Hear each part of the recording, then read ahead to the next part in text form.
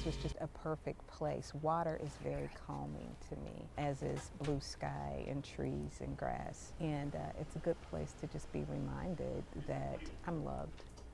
Love and faith as her foundation, how this strong spirit stayed grounded on the path to survivorship. Good morning, I'm Jessica Lovell, and welcome to the Morning Medical Update. Faith and science are not on the opposite ends of the spectrum. And with a life or death diagnosis, the woman you're about to meet relied on both to pull her through. I found a lump under my left arm, and initially I thought it was a swollen lymph node, but it continued to swell and stop and swell and stop, and then it just stopped going down, and I knew it was cancer. Lisa Weatherspoon was right. Stage 3 triple negative breast cancer. Yeah, I drew the short straw, right?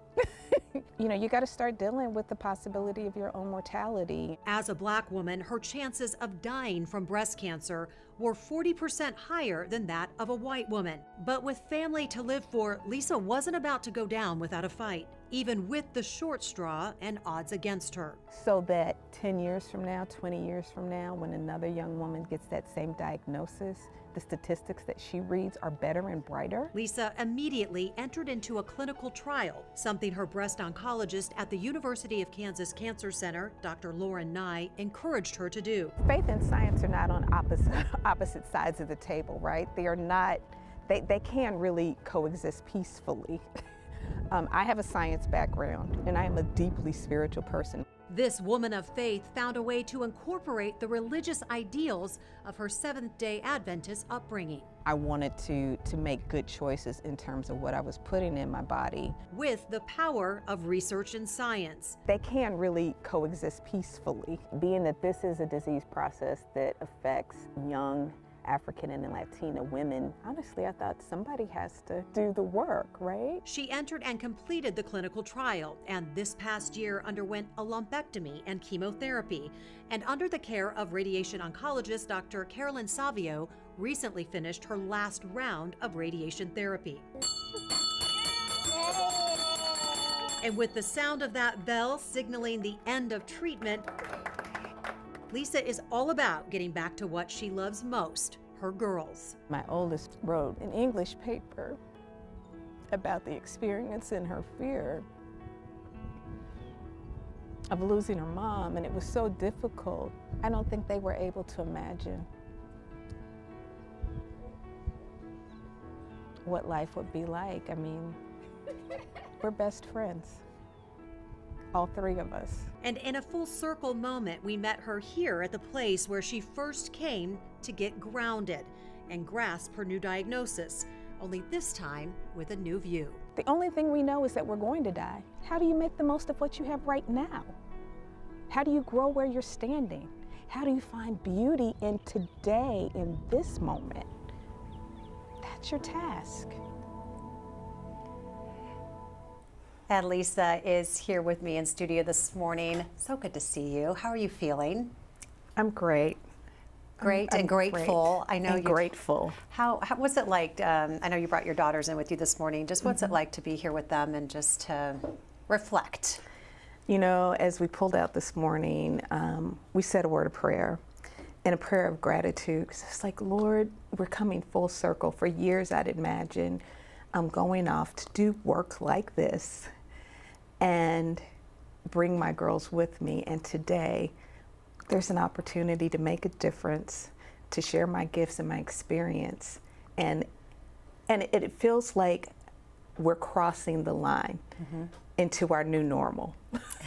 Well, and two women who helped cross the line with you, not just your daughters, but also two of your physicians. Dr. Lauren Nye is a breast oncologist at the University of Kansas Cancer Center, as well as the medical director of breast cancer prevention. She is joining us virtually, along with Dr. Carolyn Savio, a breast radiation oncologist at the Cancer Center, as well as the director of Diversity, Equity, and Inclusion for the Department of Radiation Oncology. So, doctors, thank you so much for being with us today, here to share more about Lisa's story. But it's been about 3 weeks since you finished your last radiation treatment. We saw you ring the bell. Surviving cancer rarely means going back to 100%, as we know, really never. So how are you adapting to this new life post-treatment? Honestly, for the most part, I feel pretty well. My life hasn't stopped very much. I have a mother with dementia that literally, I woke up from anesthesia of port removal surgery to a crisis with my mom. And I have been in the hospital with her for the last 2 weeks. So life hasn't stopped, you just Nothing changes. keep going. You just keep going. Now, here's the caveat, and this was the lesson that I believe I needed to learn, and I believe this is why the cancer came to me. I had to learn how to stop and take care of me. So when I get tired, I go to bed. I have to be intentional about the nutrition. So like last night, I was tired, but sweet potatoes are great for the neuropathy, and I also need it for the mental health because I was drained, and it's got lots of serotonin in it. I had some leafy greens, and I try to be very intentional about eating the rainbow every day. It doesn't happen every day in the way that I want it to, but you're really taking a holistic approach to this when it comes to sunshine, being outside in the fresh air and nature, and eating right and getting the right sleep. Any other specific holistic health habits that you've been incorporating? Your team, your family, your friends. And for me, my friends are family. I have a group of sisters, and they have been with me every minute of the journey. My children, Paul, my sister, oh my gosh. And so without this, I've got neighbors, who have made themselves available, but it's a whole network of people that you can trust with your energy and with your life, and reaching for joy. And asking for help. Yes. So important, because people want to help and they don't always know how to do Yes. it. So never hesitate to do that. Dr. Nye, I know it's always great to be reunited with patients.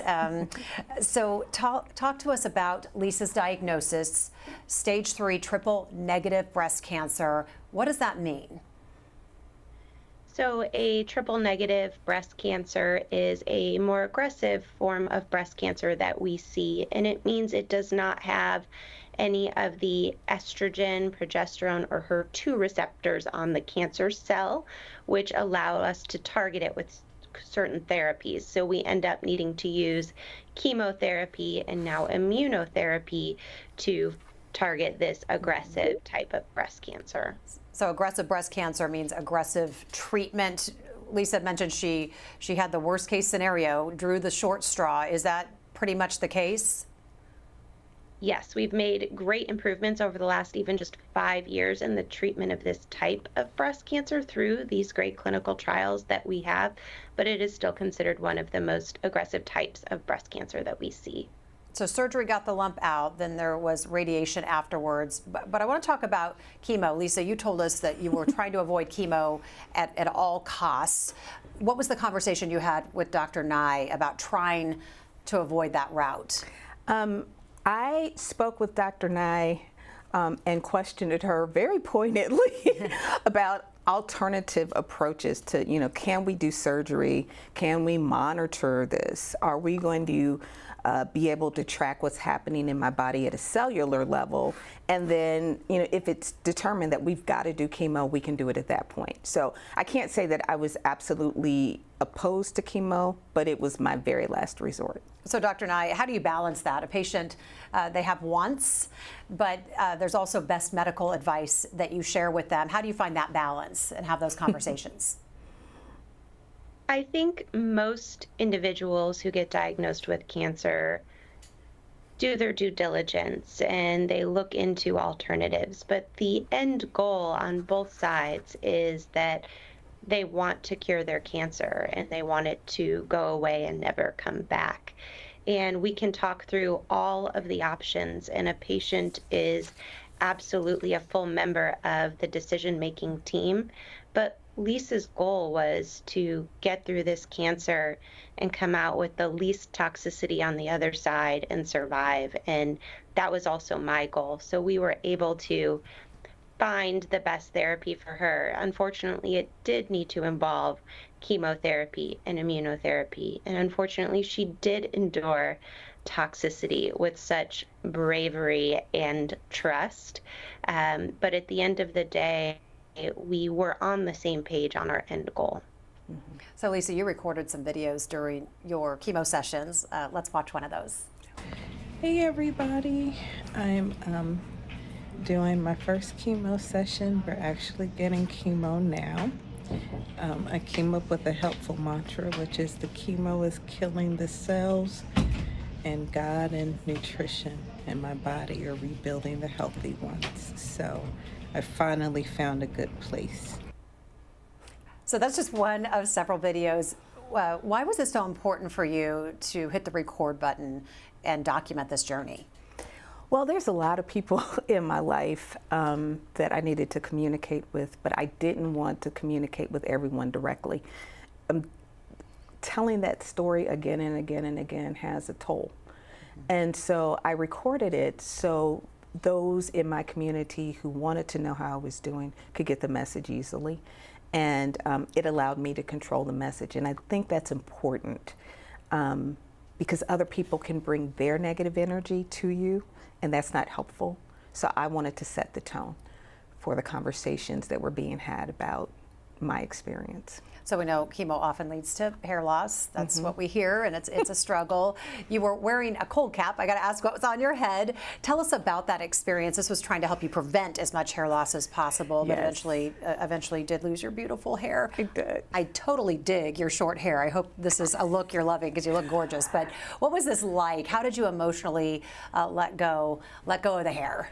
I didn't lose my hair until the end. The cold capping worked for like 6-7 sessions. I mean, we were like 7 months into chemo. You were hanging on to it. I was hanging on to it. It was hanging in there. So cold capping is a therapy in which you use basically an ice helmet and you apply it to your head. You can also use it for your hands and your feet to help prevent neuropathy. But what happens is those cells are cooled sufficiently so that less chemo impacts the hair follicles. And so what happens is you are actually able to save some of your hair follicles and you don't lose your hair. But it came out, but you still kept the hair, right? Yes. What'd you do with it? Well, it's actually wrapped neatly in a towel, and you know, I might use some black girl magic and reattach it when my hair is grown a little bit longer. Go for it. I don't know yet, because I don't know, this is a different look for me. And because you've always had really long hair. Down to my waist. You look good. You can rock it either way. So tell us about surgery. What was that recovery like after the surgery? Fabulous. Fabulous. Wow, you don't hear that often. Absolutely fabulous. It was the easiest leg of the journey. I am blessed. I have dear friends from New York, one of whom is a nurse practitioner. And I called him and I was like, I need help. I need you guys to come. His wife is a therapist. And they would probably be, if something ever happened to myself and Paul, they are probably like right at the top of the list, they and Andrea, my sister, of people that I want to raise my kids. So I'm greedy. And I took that opportunity to invite them down to help take care of me, but also to help build a bond between them and my children. Great idea. And I got the best Jamaican food, home cooked. I got excellent care from Kingsley. I got to socialize. My children got to spend time with Uncle Kingsley and Aunt Jacqueline. And it was fabulous. And I didn't need a whole lot of pain medication. I got a cute little perky pair of boobies out of it. It was all good. You brought it up. Let's just go there, because you said with everything you've gone through, at least you got to keep them. Tell us about it, because this is a problem that a lot of women have, is just trying to find that balance of taking care of their health, but also wanting to stay looking the way they always did. It was tough. I asked God if I could keep my hair and my breasts, and but again, you know, this is not something I get to decide, but I do get to make the effort. So I made the effort with my hair, and by the time I lost my hair, I was at peace. With my breast, I was kind of on the fence. You know, I had quite a few conversations with the surgeons and with Dr. Nye, and there was a big part of me that was just kind of like, let's do a double mastectomy and move forward. But when we talked about the efficacy of, you know, a larger surgery and all of the possibilities for for infection and other implications, it honestly made more sense to go with a breast conserving approach. Also, for me, the lumpectomy, along with radiotherapy, gave me the same outcome.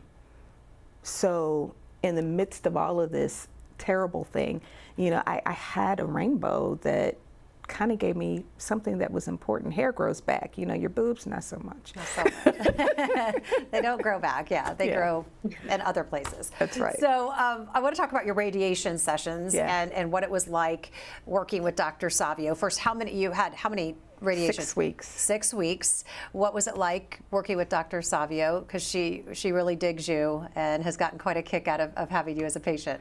Oh man, I love her. I think the feeling's mutual, but what was so special about her? Everything. We bonded. We had very similar experiences, you know, and I think both of us being women of color, she had a sensitivity to just, you know, the whole experience. You know, she's got young kids like I do. She lived a year abroad, and while I hadn't done that, I homeschooled my kids for 8 years. So we were kind of comfortable with this whole alternative education process that a lot of people don't understand. And, you know, she was just easy to talk to and relate to, honestly, as a friend. Dr. Savio, I know all your patients are special, but you had a particularly special bond with Lisa. Tell us about it. Oh, she is a dream patient to work with. She made it so easy for me to take the best care of her because she's awesome. She is highly engaged, aware, insightful about what she's going through, what she's processing, what she needs, and she takes excellent care of herself.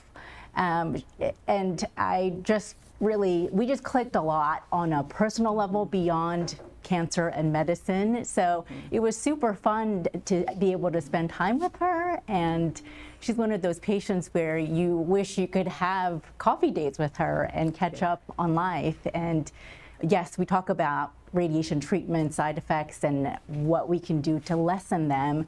But I actually learned so much from my patients about other things in life, and that's definitely the case with Lisa. And so it was such a pleasure to treat her and to work with her.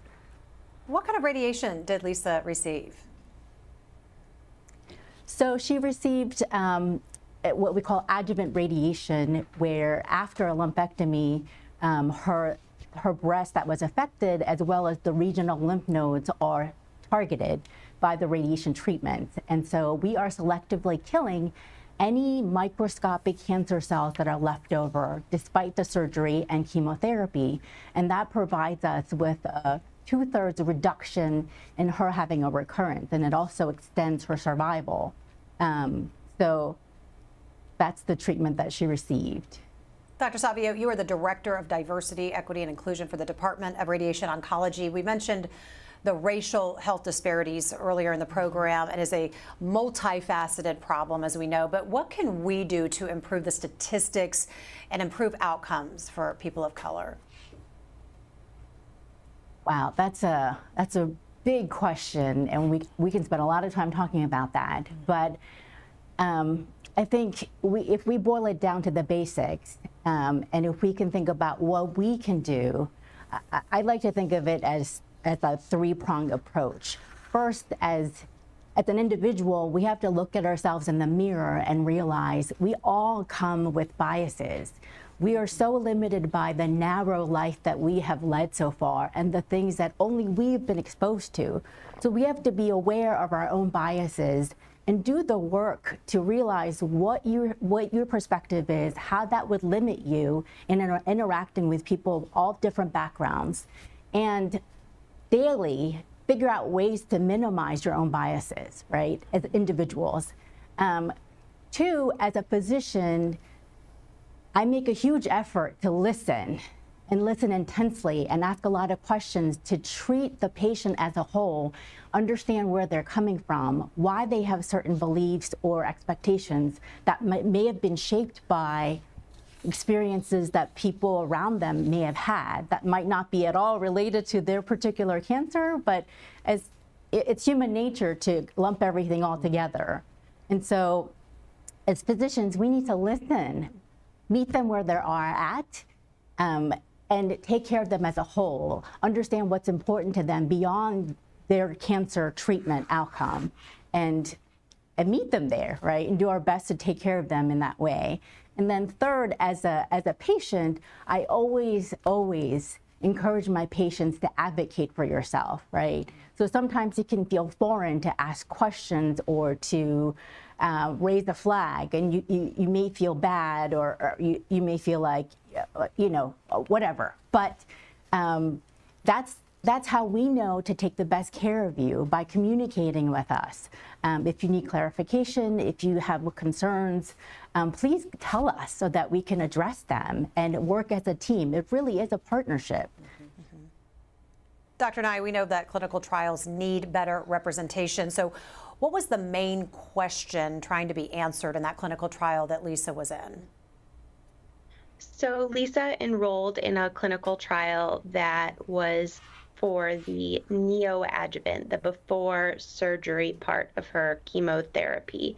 And that clinical trial is trying to answer the question of how do we deliver these drugs that we know help cure cancer but limit toxicity. So it's looking at a marker in the breast called tumor infiltrating lymphocytes, kind of those white blood cells that surround a tumor and we hope will attack and kill the cancer cells with the help of the immunotherapy.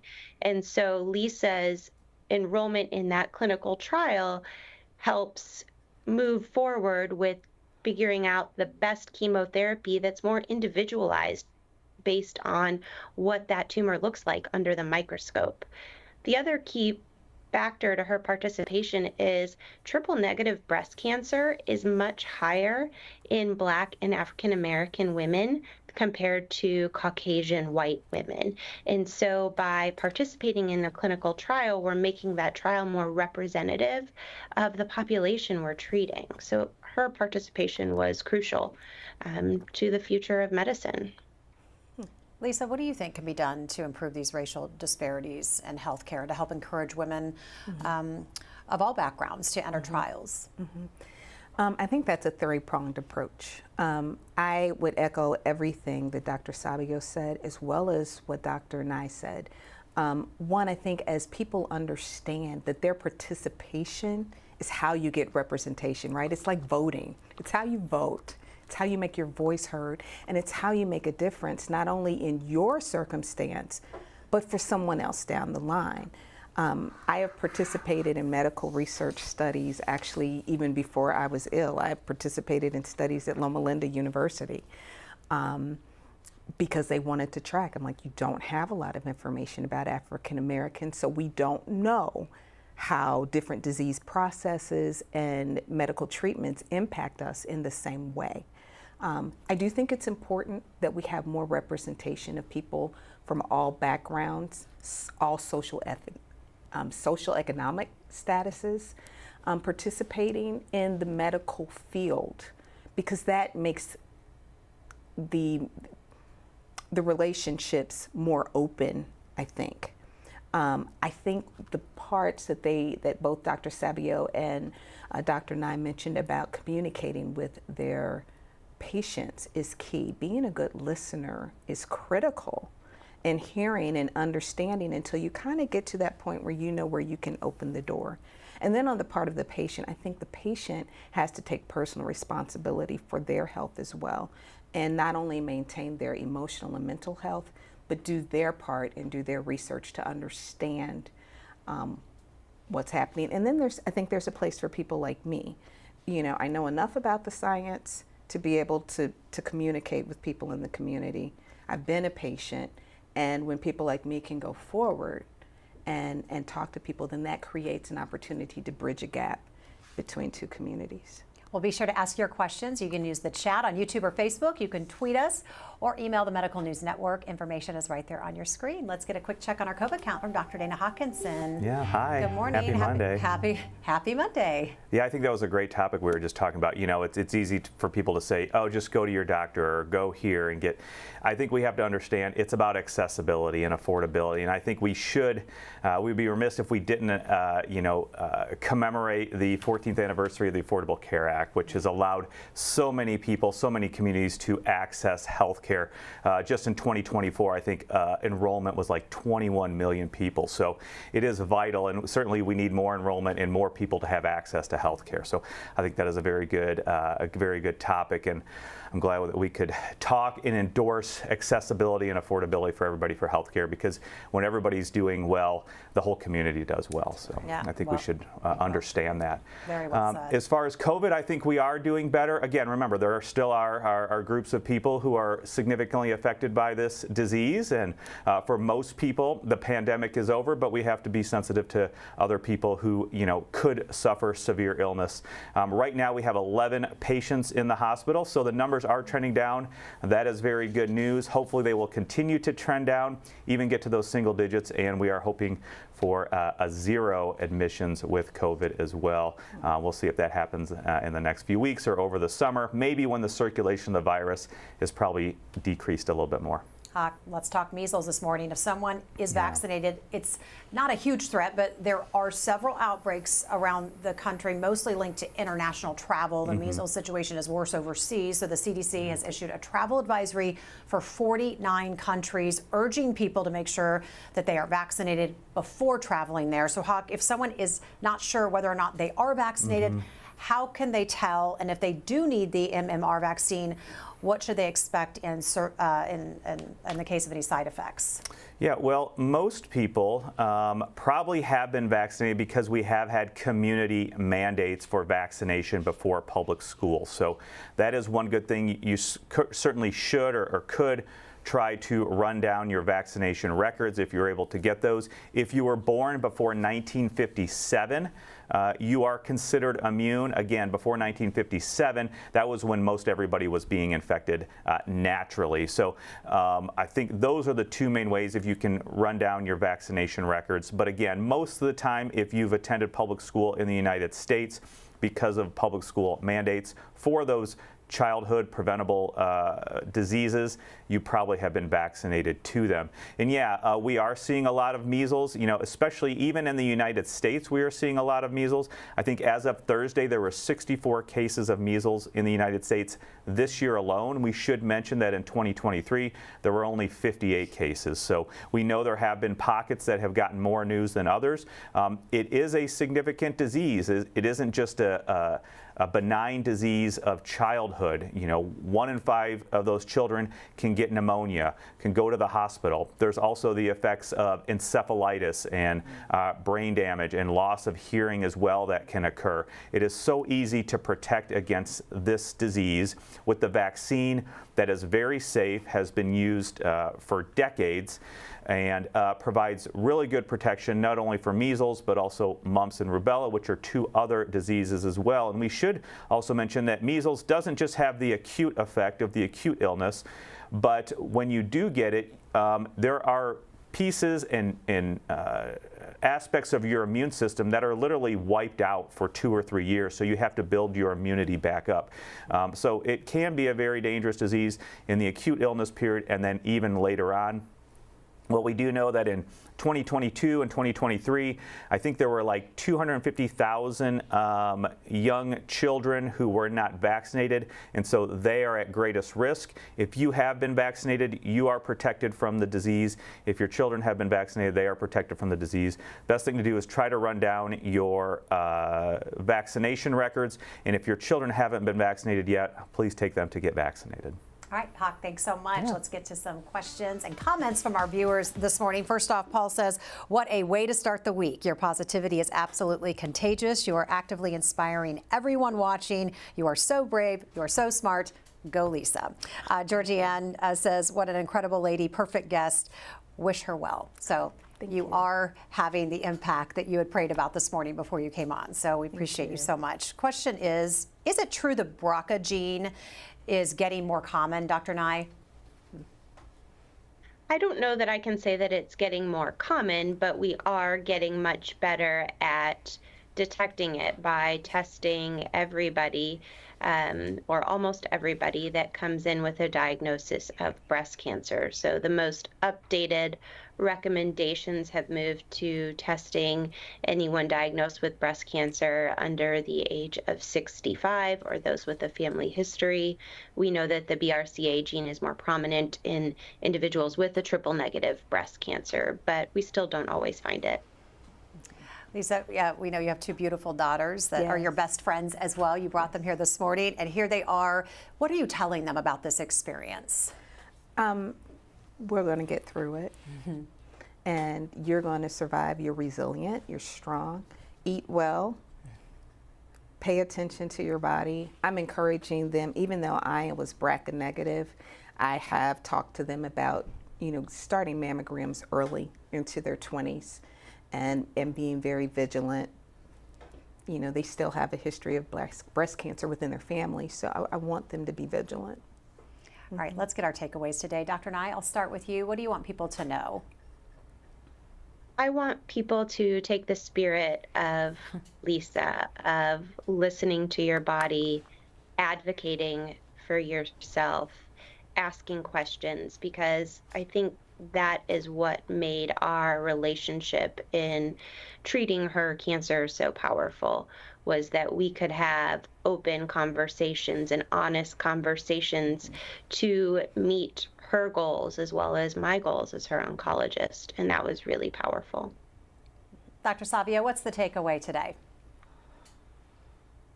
I have to echo what Dr. Nye said, in that Lisa was a dream patient because she was engaged, she was aware, she communicated well with us. So we made a really good team.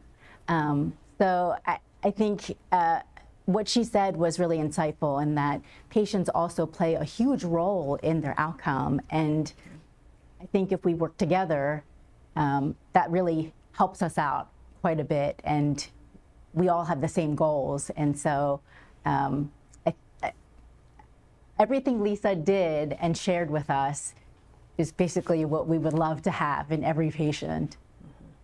I like what Dr. Nye said. You're equally a part of the medical team and giving your insight and your thoughts. So you did everything right. What is the big takeaway from your story? I think I'd have to echo what they said. I would say get informed, be informed, manage your thoughts and your emotions, and build your team.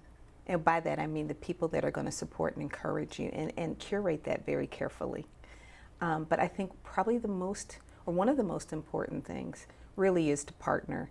And if you don't have a doctor that's willing to partner with you, there's more than one. You can find a doctor that fits. I was blessed.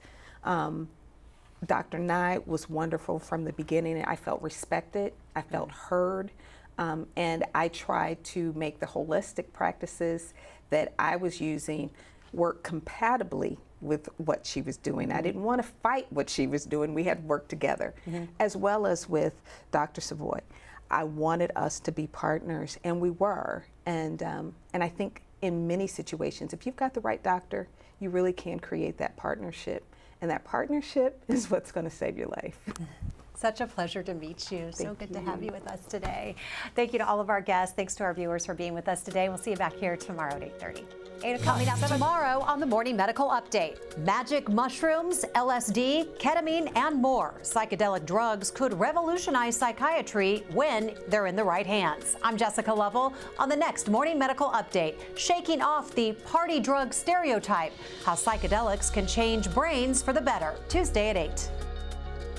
Subscribe to our Morning Medical Update and Open Mics with Dr. Stites podcast. Now, everywhere podcasts are available.